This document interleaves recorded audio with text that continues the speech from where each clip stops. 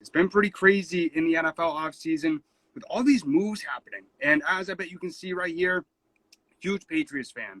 I am ecstatic of everything that they have been doing thus far. Bill Belichick has been wheeling and dealing. It has been incredible as a Patriots fan to see this team going out there, getting guys, which is usually what they never do. They usually, it seems like they're just sitting on their hands for the majority of the offseason while they allow other teams to go and pick up practically all the good guys. But as we saw going into this offseason, the Patriots had a lot of cap space to be able to work with, but it's been pretty crazy looking at the other signings from across the league as well. And some of the most surprising things has been seeing teams like underrated teams like the Jets and the Jaguars doing things that I honestly am very surprised by. As we saw, the Jets went out and they got Corey Davis. And then we saw as well, the Jaguars went out and got Marvin Jones, Carlos Hyde, Rashad Jenkins. I mean, these teams that really had some bad records last season are doing everything that they can, utilizing their cap, trying to find ways to have quality deals where they don't overpay guys. Because we see so much with these teams that, go into the offseason with these awful records and don't really have a lot of confidence, at least from the outside looking in, of their chances of contending. That really hurts them in terms of attracting free agents to their squad. And so majority of the time, teams have to way overpay these guys to lure them to their teams. And it's been sort of interesting to see how teams like the Jets and the Jaguars have been able to do this. One of the biggest surprises so far, in my opinion, is really how the Jaguars have dealt with it. Like I said, they got Marvin Jones. They also got Carlos Hyde as well. And it's been really interesting to see how these teams have been able to maneuver the money that they have and make these sort of moves. One of the biggest surprises. What's up, Robbie? How we doing, my man? What's going on? What's going on? Never used IGTV really for a show, so this is going to be different.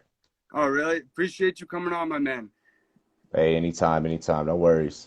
So something that I was just touching on is seeing teams really just going out there and, taking chances on some of these guys that were really kind of surprises to me. And I remember looking on the Sports Me app, one signing that you were really surprised about was the Andy Dalton one. And that's something that I'm really trying to figure out. Does Ryan Pace understand how this game of football works? Because it seems like he just loves making these erratic moves that end up not working. From Glennon to the Foles signing to Trubisky, his legacy definitely precedes himself to now Andy Dalton. Right. The Bears are when it comes to selecting a quarterback, it is pretty much became poverty ridden at this point. There's not much for the fans to look for, or not really a way for the fans to have a vote of confidence in Pace and in the decisions that he makes. And then whenever you take it out of the front office and onto the field, I mean, how can you trust Nagy? You're not even going to give the quarterback a full 16 games to go out there and prove himself. No. He's never played a full season. I mean, injury aside. And I think that only took place one season, which was last year. I say, if I'm the Bears, you need to let Trubisky spin. You drafted him in that realm of Watson and Mahomes. I'm not saying that he's worth that, and he hasn't played up to that level, but you also haven't given him the chance, and you just finally started giving him weapons. I mean, the Bears, the best thing I can say is just poverty. That's it. Mm-hmm. I think it's ironic how Allen Robinson, especially going into his free agency as well, as we saw the Bears just franchise tagged him, he was talking all about how he was super motivated to go towards a team that has a quality quarterback. And now under center, we'll probably see either Nick Foles or Andy Dalton. So he's probably looking at his agent and saying, geez, when are we going to request a trade out of here? Exactly. No, I feel bad for Allen Robinson the most out of this situation. He out of all receivers definitely deserves to one, be given the money that he deserves. Two, have a quarterback that'll actually get him the ball. Three, how the hell is it that you have Foles, now Dalton, and Trubisky, and fans still have to question, football fans and fantasy players alike have to question who the hell is going to get Robinson the ball. Now, we know that he's going to put up the stats irregardless. Right. You know, whether whenever he was in a Jacksonville Jaguars uniform or now in a Chicago Bears uniform, the point being, give this man either A, the money, or B, the weapons for him to have a successful career. Because right now you're just holding on to him, and it's a shame. It's shameful. I completely agree with you. It's something where I feel awful. You know, I was just thinking about, I completely forgot that he came from the Jaguars, quite honestly. And now all I'm thinking about is Blake Bortles. So he's had to deal with Blake Bortles, Mitch Trubisky, Nick Foles. I mean, he's just hoping and praying he can get some sort of quarterback under center that can actually throw the quality balls to him. Exactly. I mean, and that's all that any receiver wants. I mean, even playing semi-pro out here in Colorado, I have left teams because, you are not hitting me accurately. Like, the fuck, like, no, like, and I've played on other teams. You know, I've left the Flames. I've played on the Raptors. You know, it's that's part of football in the wide receiver position. There is a little bit of a diva mentality. You do want to be accommodated properly. And when a guy's not, when an organization's not giving you players that can get you the ball, you're going to hear some complaints, and rightfully so. Yeah, 100%. Another deal that a wide receiver just got that I was pretty surprised about was Corey Davis. And I think this is a great signing for the Jets. You know, they also got Carl Lawson. They made some pretty good, smart moves. And you know, it looks like the Jets finally have a general manager in Douglas that is competent and is using his brain. But the main thing that I'm really questioning about the Jets is who's going to be under center for them next season. I mean, we've heard all these question marks about, is Darnold going to get traded or not? Are they going to draft Zach Wilson at number 2? Maybe Justin Fields? Will they trade the number 2 pick? Where's your mind in all this? What do you think that the Jets are going to do? Goddamn Jets. This one is definitely a head scratcher, because a lot of the moves that they have made, it's like, well, you're trying to get Darnold weapons and you're trying to improve like here and there, but they're kind of here and there type of moves where it's like, I don't know if that's necessarily exactly what you had to do. You know, okay, the Lawson one, you definitely had to do that. You need to get some pressure on the edge. Corey Davis is like, all right, well, it took him, 3 years to finally start coming into his own. Last year was a year where it was like, oh shit, like Corey Davis has value now. I like Corey Davis. I'm a huge Corey Davis fan. I wish that he didn't end up with the Gangrene Gang, because I don't think that they are going to be successful. They don't know what they're going to do with Darnold. It looks like they're going to keep Darnold, but even still, what receivers is Darnold throwing to? Like, exactly. You're throwing it to a wide receiver 2 in Corey Davis. Jameson Crowder's still there. He's old as hell now. Denzel Mims, he was all right last year, but now you're counting on him having to remain healthy in his sophomore season. So it becomes a little bit tricky when trying to diagnose the Jets. I think that they probably more likely have the exact same record, if not close to. Maybe they win 3 games. Maybe they win 4. Yeah, I see them winning 4. It's something where with the Jets, I'm going to say it like this. It's unfortunate that they have sort of high expectations just due to Saleh. And with them signing Davis and, them trying to improve, which is exactly what they should be doing. But people are just going to have those expectations. Well, now that Darnold has these weapons and, he has Robert Saleh, why can't he compete? And people are going to say that until like week 8. And then they're finally going to get the switch, because Darnold's going to get used to the guys. He's going to get used to the coach. Who knows if he's even the quarterback? But I'm just what I want Jets fans to temper their expectations on is that Saleh is a defensive-minded coach. Right. Your defense will likely look a lot better than your offense. It'll be your offense. If your offense does look better, it will be because your defense presenting opportunities in terms of turnovers. Right. So temper your expectations in terms of offensive production. Don't expect a lot of big points. Do remember, these are Walmart level receivers that Darnold is throwing to. Like the most talented one is a guy that we don't fully know the answers to yet, and that is Denzel Mims. Right. I completely agree with you, man. Another team that really went out there and surprised me a lot with some of the guys that they were able to get is the Jaguars. They were able to get Marvin Jones. They were able to get Carlos Hyde, Rashard Jennings, Malcolm Brown. And I was looking at the moves that they made. You know, they really took advantage of the cap space that they had. And especially with what they had and what they have now, especially for Trevor Lawrence going in there, I think that they set him up pretty Yeah, well for the time being. yeah. Urban Meyer definitely hopped on the phone. He was like, "Hey, you played in my system before. Like, come to my team." So you know, the 6 degrees of separation law definitely applied to a lot of the calls that were made for the Jaguars. Mm-hmm. You'll notice a lot of these guys, you know, either played with them in college, so on and so forth. Of course, a lot of these guys are older now, Marvin Jones Jr., so on and so forth. Carlos Hyde. With that being said, and with that being stated, I'm wondering how it all turns out on paper, True. and how he utilizes or how it turns out on field. On paper, it's like it looks nice, but I'm still remembering that it is Duval. It is the Jacksonville Jaguars. I can't exactly put my finger on this one, but I love that Marvin Jones goes down there, a veteran presence in the locker room to help a young guy, Laviska, learn the game, adjust to the speed of the game. Mm-hmm. They made some all right moves, but mostly it's just been who Urban's known. No, yeah, I completely agree with you. I was just surprised, especially when I saw a guy like Marvin Jones getting paired up with Trevor Lawrence. I'm like, hey, at least they're helping him out somehow. You know what I mean? But I really appreciate everybody tuning into that last segment with Robbie from Rum Shot Network.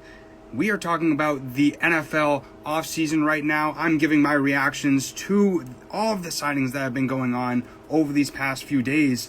And quite honestly, one of the biggest teams that has surprised me the most, and this has been the one team that has been in every NFL analyst's mouth over the last 6 months. Everybody has just been putting disrespect on this team's name, the Houston Texans. We've heard it ever since Hopkins was traded to the Cardinals, ever since really this team was looked at as playoff contenders, even maybe Super Bowl contenders 2 to 3 years ago. And now we're looking at this team as the dumpster of the NFL. People are even comparing them to the Cleveland Browns. And it's been very interesting to see what this Texans team has done over these past few days. They signed Tyrod Taylor to a 1-year, $10 million deal, traded for Marcus Cannon to help out that offensive line, traded for Shaq Lawson, signed Mark Ingram, signed Christian Kirkley as well. But it's interesting because they have done all these moves, but they won't do anything with Deshaun Watson. They are keeping Deshaun Watson. This has been such an interesting story to watch, especially somebody who is so into sports, because you usually, anytime you hear a report, especially from Adam Schefter, he's usually right, usually most of the time. And it's been very interesting to see the back and forth of this Deshaun Watson situation. You know, a month ago we were hearing it was 100% that Deshaun Watson was being traded because he wasn't involved in the coaching hiring, the hiring of the Texans general manager, and he was very upset that the Texans didn't want any of his input. And then we heard that he didn't care about who the general manager was, who the head coach was. He just wanted to be traded. That's all he wanted. Then, you know, we heard maybe the Dolphins can get him, trade Tua, maybe the Jets can get him. And I found it very interesting. We were hearing all these teams who are supposedly suitors and are supposedly having trade talks with the Texans, but the Texans have no intention to trade Deshaun Watson. And that's why I found it very interesting watching this story, because it was so back and forth. It was 1 week, the Texans are going to trade Deshaun Watson. The next week, no. They would back up and be like, no, Deshaun, we are not, no way we are trading Deshaun Watson. This story has been so back and forth over the last 2 to 3 months, I just don't care anymore. If Deshaun gets traded, I'm honestly going to look at it, shrug, and be like, That's going to be kind of interesting because who knows who he gets traded to now. I mean, it's either the Washington football team, the Broncos, the Jets, maybe the Dolphins. There's a lot of different possibilities, but those are the main suitors that have really been listed, maybe the 49ers as well. But this whole quarterback carousel really hasn't been as exciting or as active as we were really advertised, or as NFL analysts really advertised at the start of this NFL offseason. I don't know about you guys. I was very excited to see the whole NFL kind of flip upside down after we saw that Matthew Stafford and Jared Goff trade. After I saw Jared Goff going on the Lions, I thought, well, this carousel is just going to keep on turning. And, you know, we could see Russell Wilson with the Bears. We could see Deshaun Watson with the Broncos. And it could really have a whole competitive shift all throughout the NFL. I was pretty excited for it, quite honestly. I was comparing it a lot to what happened in the NBA 2 to 3 years ago when PG, Kawhi teamed up. You know, back then when we saw James Harden and Russ team up, and then as well with AD and LeBron, it was really just a massive shift in competitiveness all across the NBA. And I was hoping that we were going to get a very similar thing with the NFL going into this offseason. But as we've heard, Russell Wilson seems like he's staying in Seattle. This has been another story that has really unfolded as something that was super hyped up when it first came out. And now nobody's really talking about it. And I remember 2 weeks ago, I saw a notification that Adam Schefter said, oh, there is 100% that Russell Wilson will play for another team in 2021. That could still be 100% a possibility, but I mean, we're in March 17th right now and nothing has happened with Russell Wilson. And we just saw the Bears sign Andy Dalton after they proposed 3 first-round picks, a third-round pick, and 2 starters to the Bears. Or, I'm sorry, to the Seattle Seahawks to lure Russell Wilson to the Bears. But now all the Bears got is Andy Dalton and Nick Foles. Yeah, I don't know how Bears fans are going to deal with that, but I mean, it's so bad what they've had to deal with at the quarterback position. I mean, the best quarterback in history for the Chicago Bears is Jay Cutler, not the bodybuilder, but Jay Cutler, the quarterback, who, I mean, we saw him with the Denver Broncos, we saw him with the Bears. He's just mediocre. That's just plainly how he is. And you got to surround him with tons of weapons, and he'll probably only get you maybe to the divisional round. No way I'd ever seen or ever had confidence in Jay Cutler bringing a team to the championship, NFC championship or AFC championship. But, you know, this offseason is just starting. You know, it's only been these last 3 days. So we could see Russell Wilson definitely be on the move, especially once we start seeing maybe like Sam Darnold, Jimmy Garoppolo start moving. Then we'll start seeing this carousel start really spinning. But one team that, you know, you got to give props, you got to give credit where credit's due. The Buccaneers, they did something that you don't really see a lot. Especially for a team that just won the Super Bowl and was going into this offseason potentially losing 3 main guys that were very, very critical in helping them get to the Super Bowl. With Shaquille Barrett, Chris Godwin, and then Levante David as well. Rob Gronkowski was also a free agent, but I mean, even though he got those 2 touchdowns in the Super Bowl, I'm not going to fully say he was a critical part of that Super Bowl team. Other than, you know, the 2 plays, like I just said, that he made in the Super Bowl. Barrett and David were so critical, and so was Godwin. I thought it was amazing how they were able to keep that whole squad together. You know, Fournette is still out there, but like I said, you know, they got Ronald Jones III. I don't really see Fournette being super duper critical in terms of the Bucs being able to repeat. But as well as them being able to extend Brady 1 more year. And I found it so ironic when people were really talking about and hyping up Brady after that Super Bowl, he's got to play until he's 45. He's got 3 more years in him. And, I found it kind of interesting as well, as a Patriots fan. I had people asking me, well, how much longer do you think Brady's going to play for? And it's a situation where, I could definitely see him going till 45. I could definitely see him playing 2 more years. But just in terms of the contract that he has right now, I'm looking at it, and Brady has 1 more year. If Brady wins this next Super Bowl, or at least gets there, I think we could see him potentially retiring. But as most people can speculate, if he gets to the Super Bowl and he loses, Tom Brady is going to have that fire under his butt to go back and try and do it again. Obviously not lose, but win it this time. And that's one of the biggest reasons why we still see him in the league right now. He still has that fire under his butt. He still is motivated to go out there, play his butt off. Doesn't matter if he's 42, 43. Doesn't matter. He is still okay with going out there, playing his butt off, and getting hit. And you got to give credit where credit's due. That team, it's amazing how they were able to stay together. It's really cool.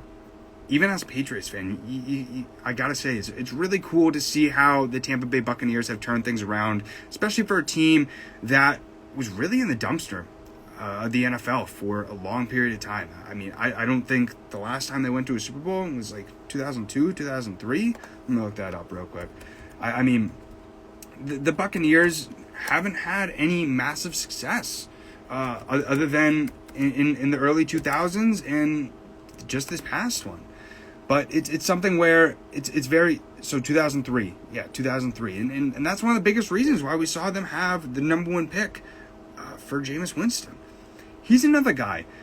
That's another signing that I found very interesting as well. Jameis Winston, right after the Drew Brees announcement of him retiring.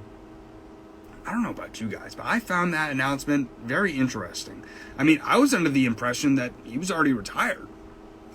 I don't know about you, but I thought that when he played Brady in the NFC Championship, did the whole wave to the crowd, look back.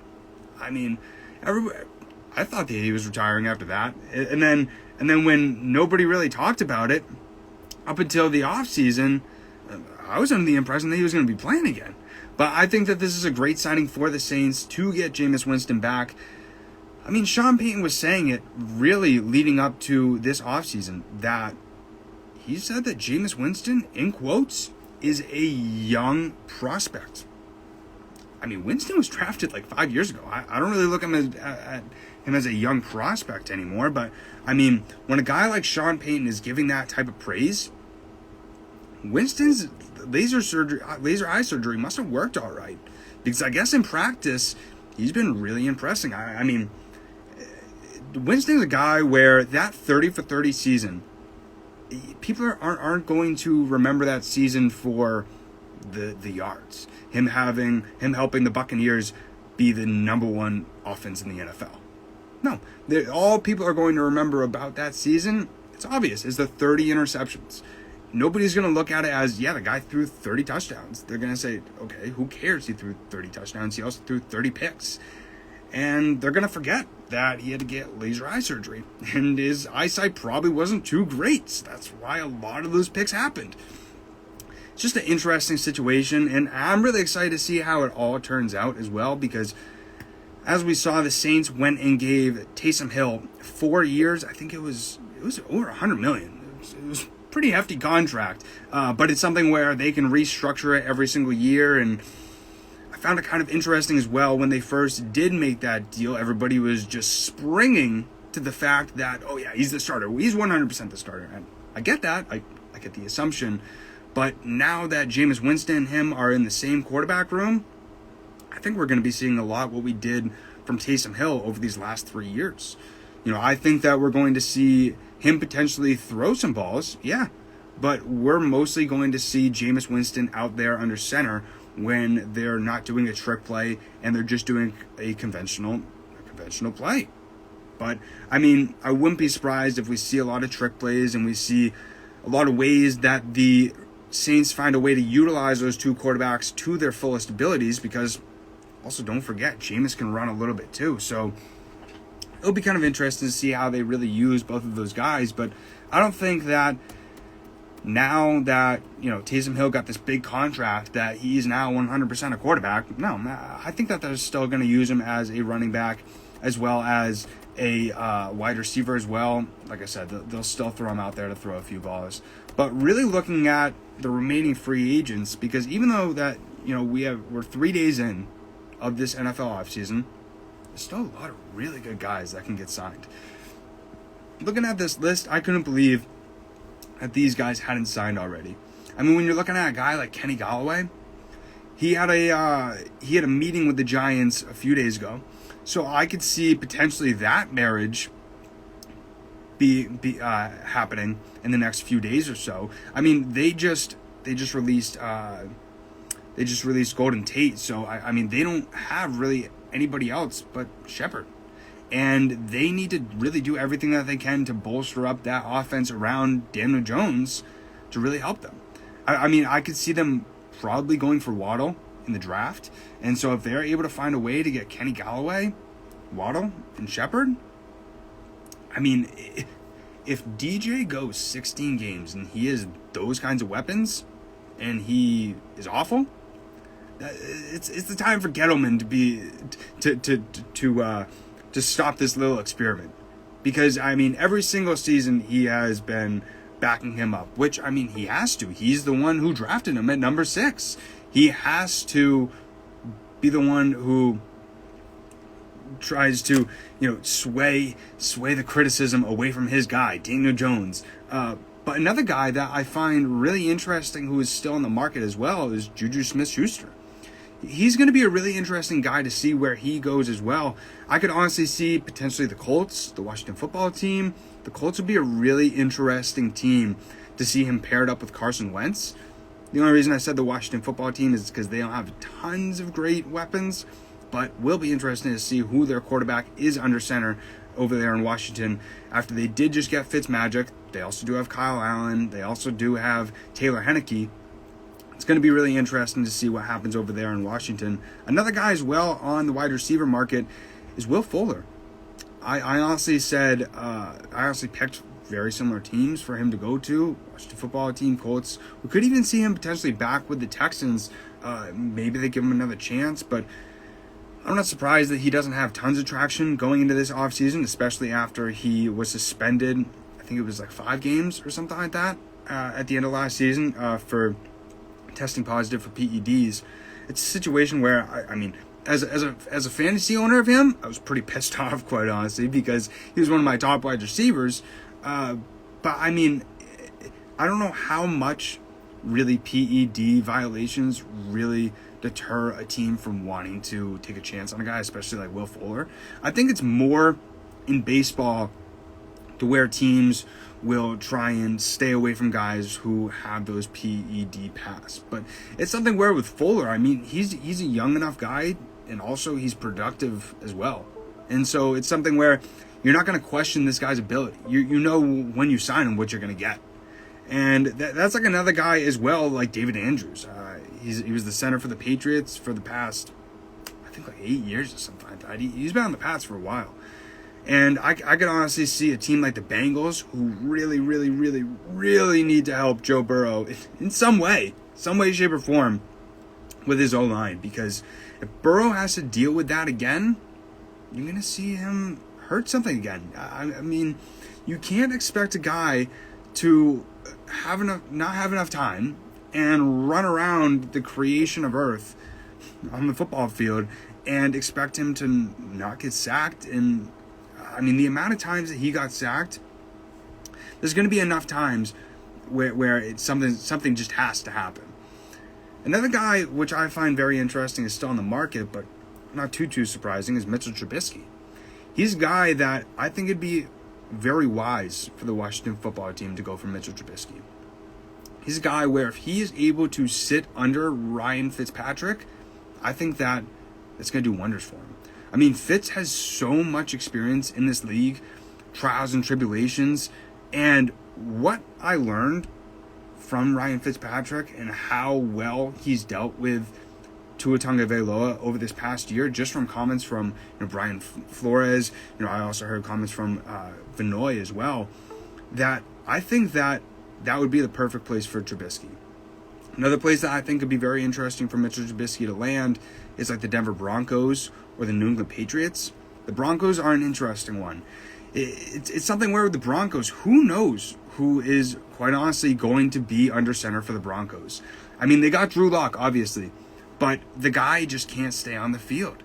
And it's something where John Elway has had such an issue with finding a quality quarterback, either through the draft, trade, signing. I mean, I can go down the list just off of my head. Chad Kelly, you got Paxton Lynch, then you got Brock Osweiler, Case Keenum. I mean, it's just been horrendous. And it's very surprising, quite honestly, for one of the best quarterbacks in all of the NFL history.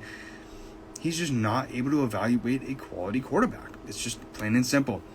A few of the other remaining free agents that are still in the market is like T.Y. Hilton, Xavier Rhodes, Richard Sherman. I think Sherman is an interesting one as well. I could honestly see him going potentially towards a team like the Las Vegas Raiders. I think that they need to do everything that they can in their power to bolster their defense, since it was such an issue for them last season. I mean, I remember looking at this Raiders team last year being very confident, because quite honestly, Derek Carr and their team, it looked like the most improved team in all of the NFL last season, at least up until the Falcons game.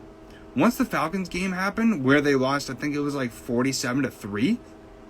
I remember I looked at that box score, and I'm like, right when I had confidence in this Raiders team that they were turning things around and that they were starting to improve, just blow up.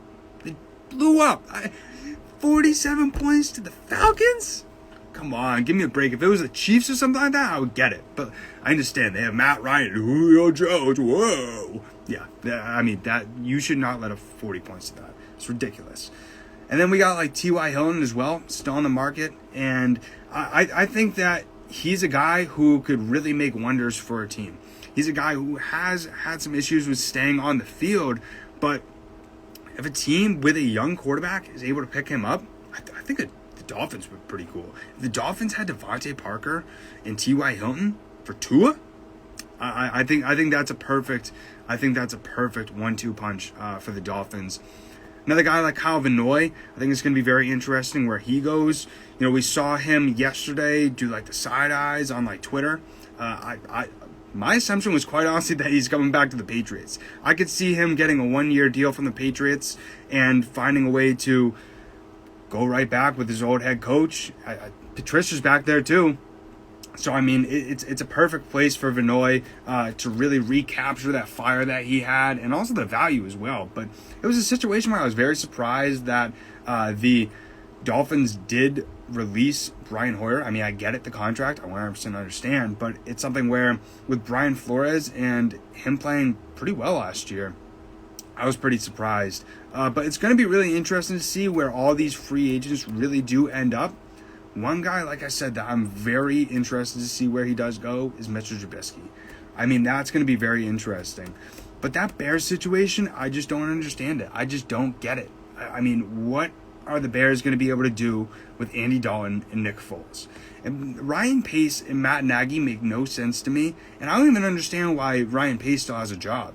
I really do not. I mean, he literally drafted Trubisky at 2, and they had the number 3 pick, and they traded literally their left arm to go up 1 pick, and Trubisky's now on free agency and can get picked up from anybody. I'm gonna stop talking about the Bears because I'm just gonna get too annoyed.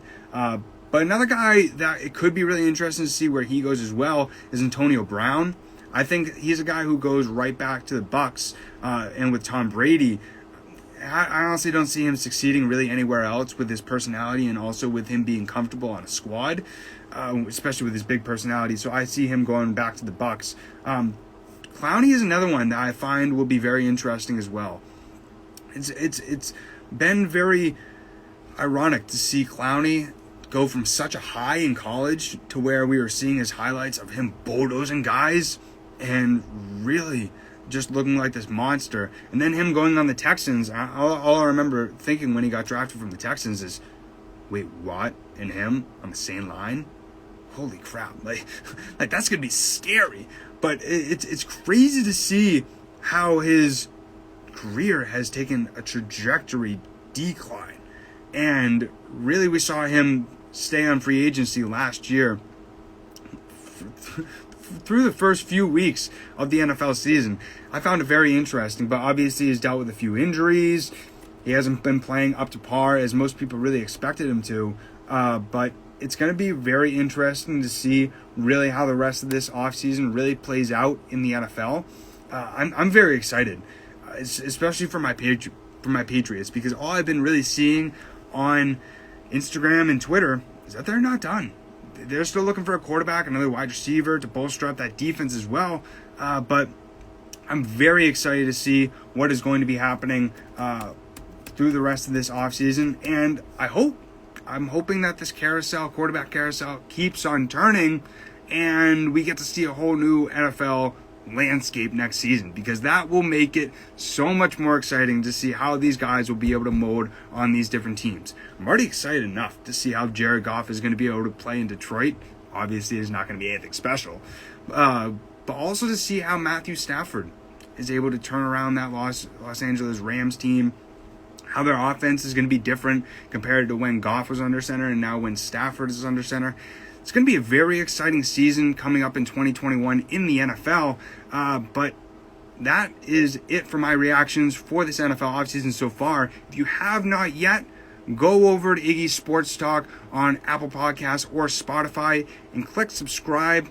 Or if you also do like watching the video portion, I do post every single week on YouTube the video portion of the podcast. And also, one last plug. If you have not yet followed my Instagram or my Twitter, go over at Iggy Sports Talk, follow it.